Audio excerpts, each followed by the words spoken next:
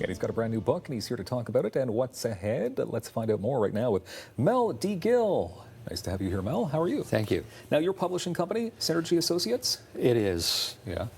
Okay. How many books at this point have you put out? A couple. A couple? Okay. Yeah. So what was the other book about? It was about governance for boards of directors. Okay.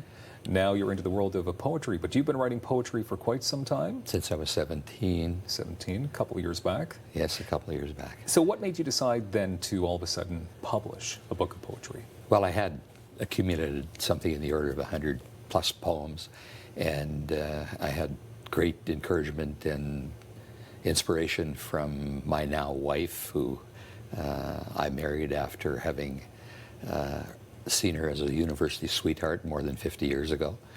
And she just was pushing me to put it all together into a book. Yeah. Now I understand you're recently wed as well. That's right, December the 5th. Congratulations. Thank you. That's pretty exciting. Okay, so let's talk about, because as I mentioned, Synergy Associates is your publishing company. What's the difference between the independent publishing, self-publishers, and traditional publishers?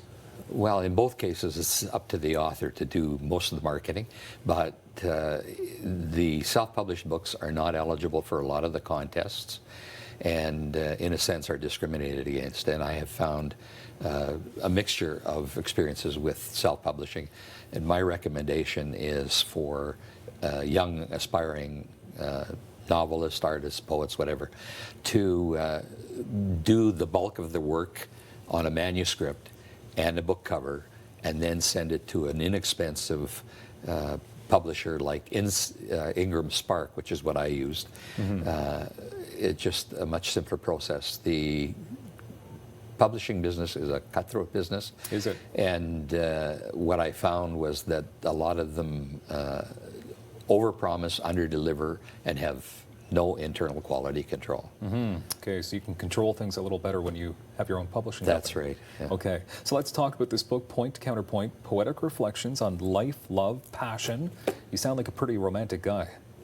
I think I probably am. Yeah. It's really a story about life from birth to death. I became quite fascinated at an early age with what death meant and what the meaning of life was.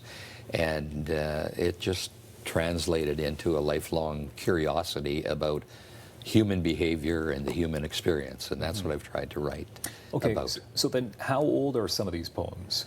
Oh, the first poem I wrote were when I was 17. The last ones I wrote probably in October of last year. Really? Okay. So you've gotten your inspiration then from just life moments throughout the years? Life's moments. So birth to death, love, parenting, sexual expression, gifts of nature, life's little lessons, colors and emotions. Really quite fascinated by how colors and the environment affect the personality. And all the way through growing old, and as I watched my parents and their parents growing old, and now I see myself aging as well. Okay.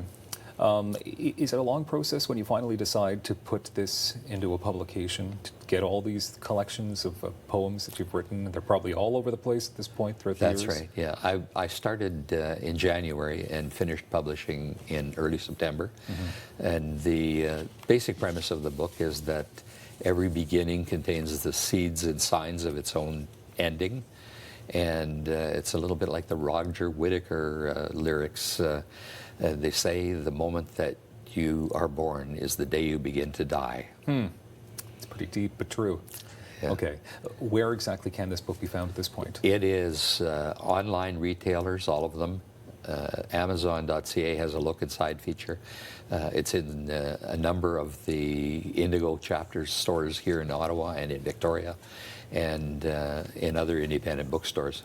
Okay, 20 seconds left. I just want to ask, so for people thinking about beginning to put pen to paper or keyboard, how should they start? They should start by looking inside themselves to see what it is that they're trying to express and who the audience is that they want to reach. Beautiful. That's perfect. Mel, thank you very much. Thank you. Check out his new book, and thank you very much for being here today on Dylan Black.